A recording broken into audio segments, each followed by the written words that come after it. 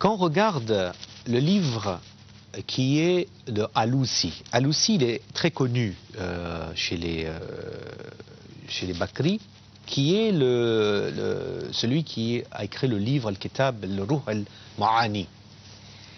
Et il a dit dans un de ses passages, dans le Ruh al-Ma'ani au tome 1, page 24, alors je vous traduis tous de la langue originale, hein, donc ce n'est pas traduit du tout.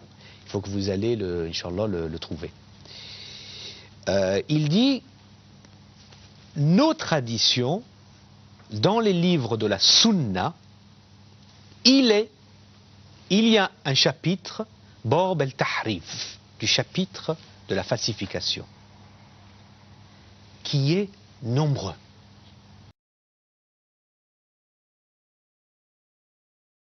Je répète, l'auteur s'appelle Alousi, qui est un sunnite. Dans son livre à lui, Ruh al-Ma'ani, tome 1, page 24, il a avoué qu'il existe un chapitre consacré dans les textes sacrés sunnites à la falsification du Coran.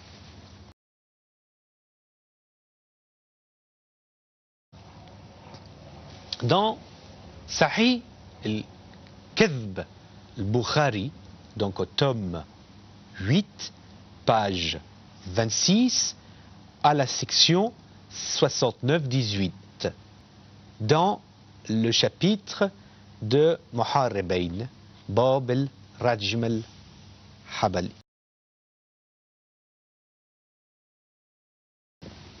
Dans Bukhari, tome 8, page 26, section 69-18, donc on parle, c'est un long hadith. Si vous lisez ce hadith, à peu près il a deux pages, donc c'est un long hadith. En général, les hadiths sont quelques lignes, hein, donc c'est un long hadith sur 2 pages.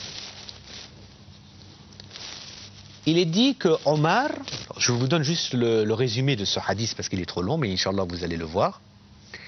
Il est dit que Omar dit qu'il y a eu un verset au temps du prophète Mohammed sallallahu alayhi wa sallam qui a été révélé.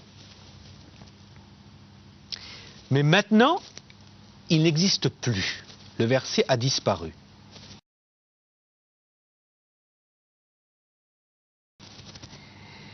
Donc ça c'est le résumé de ce qui se passe. Comment peut-on croire que le Coran actuel, il y a des versets annulés, abrogés et effacés? Maintenant, on va voir dans le Bukh de Muslim, Sahih al-Muslim, tome 4, page 67, section 34-87, dans le livre de Rida. Donc, Rida, c'est Ram, Da, Aleph, Ain. Et c'est effectivement dans le chapitre de Tahrim. Et qu'est-ce qu'il est dit? Il est parlé donc de Abu Moussa al-Ash'ari qui a parlé de cette tradition de musulmans.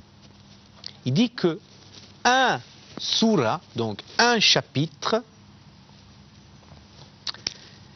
a été changé et n'existe plus. Et qu'on a pu garder... Donc je vais juste vous le résumer, il y a tellement d'autres références. Regardez dans Sahih Muslim, tome 3, page 100, section 24-66, dans le Kitab al-Zakat, quand on parle de la Zakat. On parle encore d'un riwaya, Omar ibn Khattab a dit qu'il y a un verset manquant. Quand on regarde encore dans un autre livre, dans Dar al-Manthur, au volume 5, page 180.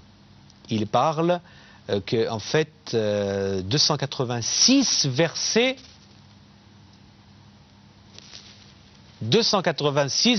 existaient et environ 200 versets ont disparu.